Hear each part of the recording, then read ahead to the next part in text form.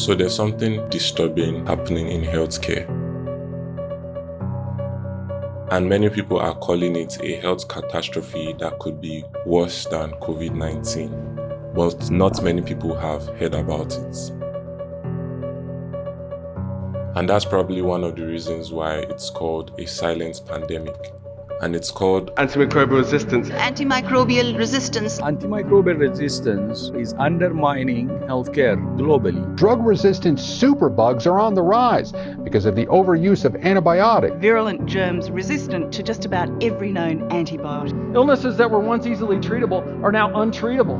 One day you're quite healthy, the next you're fighting for your life.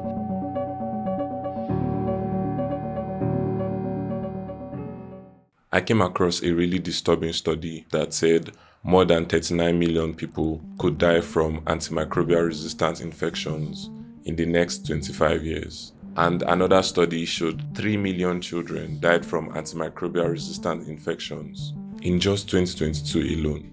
And I know I hear all these large numbers every day. 5 million deaths Nearly 5 million deaths worldwide annually. Alarming. It's very easy to feel disconnected from them. I needed a professional to really explain this topic to me, so I reached out to Daniel. My name is Daniel Orinke. I'm a pharmacist. I also do a lot of public health work, particularly on infectious diseases, and to narrow down a lot on antimicrobial resistance. Do you have personal stories of antimicrobial resistance that you could share? How I came actually to this space was through a lead case study. Now, they shared with us a particular case study of a young child just in Kenya, Nairobi, Kenya, who had gotten a very severe infection, and they had tried all types of antibiotics at the community. They had to be referred to higher level facilities, and nothing was working. And eventually this child passed on. It also actually led me to this work, and that's how I actually came to understand the implications of AMR. It's when antimicrobials or drugs that were previously effective in treating certain infections are no longer effective, and this leads to a lot of implications. So the very disturbing thing is the biggest driver of antimicrobial resistance is actually us. Human behavior is actually one of the major drivers of AMR. People don't take full dosages. So there's that assumption that when you feel better, for example, let's say I was on amoxil. You're in amoxil, you've been told to take amoxil for 5 days, but you take for 2 days and you're like, now I'm feeling better. And then you maybe shelve it for another rainy day when you have an infection. I would admit I have actually contributed to this issue. So there are times I have felt better and I did not feel like completing my drugs because they don't taste good. Why should I keep taking them? But when I do that, I'm not killing the bacteria. Well, I am. I'm killing the weak ones, but I'm teaching the strong ones how to survive. It's very different for maybe painkillers. And for pain, if you take pain and the pain subsides, that's okay.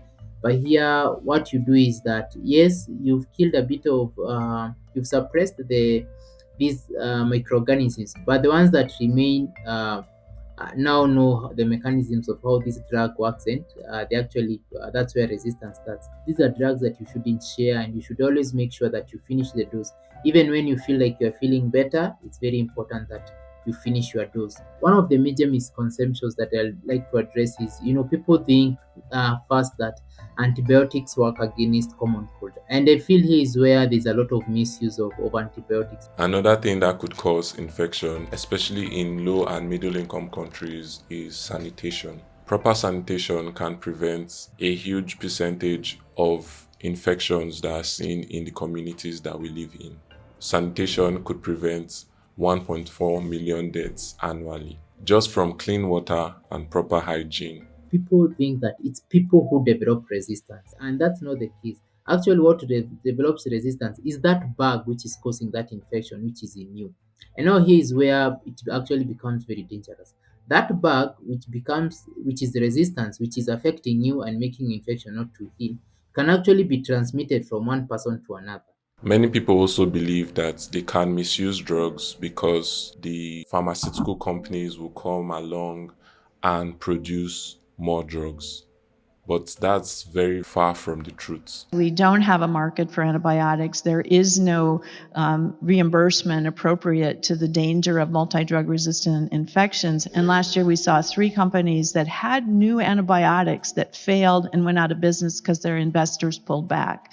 Actually, at the moment, we're at a stalemate globally because we don't have new antibiotics or new antimicrobials that are currently being developed. That financial incentive for pharma companies to develop drugs goes towards non-communicable diseases such as hypertension, diabetes, cancer medications, and that's where the money is. So because most of these are business enterprises and they're run by business models, so you find that there's less priority towards coming up with new antibiotics or new antimicrobials. So we're also at a very dangerous place whereby a lot of resistance is coming up in these antimicrobials, but at the same time we don't have new antimicrobials that are coming into the chain. So that means if we misuse what we have left, then that means that we'll be left with nothing.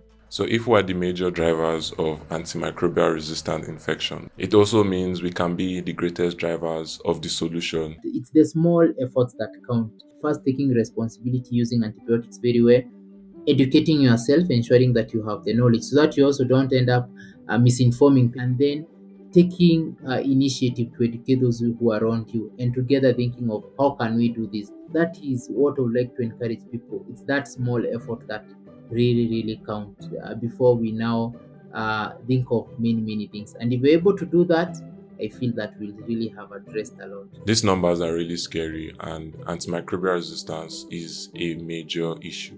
All you need to remember is that it is the little steps that make for great change. You don't have to be Superman or Batman. Just wash your hands, take your antibiotics properly, and inform others.